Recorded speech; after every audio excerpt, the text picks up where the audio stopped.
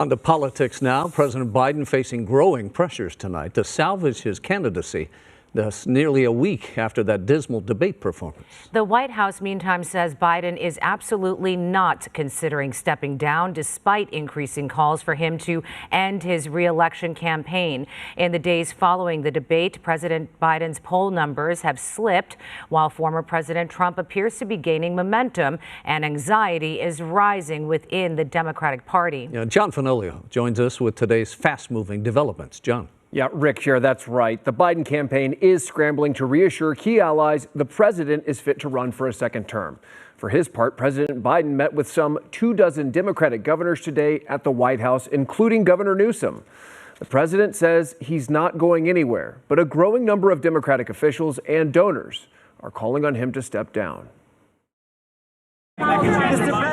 President Biden ignoring reporters' questions about the future of his presidential bid before meeting with dozens of Democratic governors at the White House, nearly a week after his disastrous debate performance. Is President Biden considering stepping down? Absolutely not. Press Secretary Karine Jean-Pierre says the president also held calls with top Democrats on Capitol Hill. For strong conversations, that's something that the president told me and my team directly. And later with campaign staff, telling them, no one's pushing me out. I'm not leaving. But the leaks keep coming. Citing confidential sources, the New York Times reporting the president has told key allies he knows he only has days to salvage his candidacy.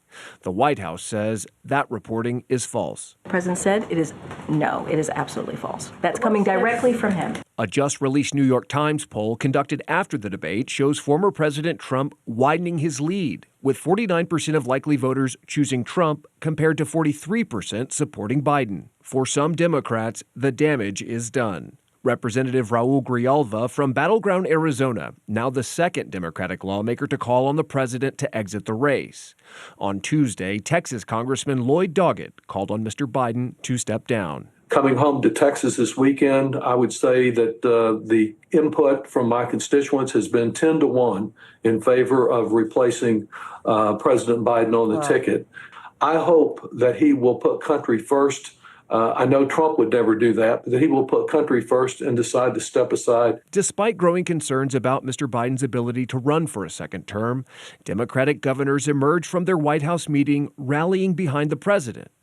Governor Gavin Newsom posting, "I heard 3 words from the president tonight. He's all in, and so am I. Joe Biden's had our back. Now it's time to have his." All right, a new CNN poll conducted after the debate finds Vice President Kamala Harris edging closer to former President Trump. Likely voters were asked who they would support if the election were held today. 47% said they'd support Trump. 45% said they'd support Harris. President Biden will make his next formal TV appearance on Friday night during an interview with ABC News. The full interview will air Sunday morning. Back to you. All right, John, we'll see you at 11.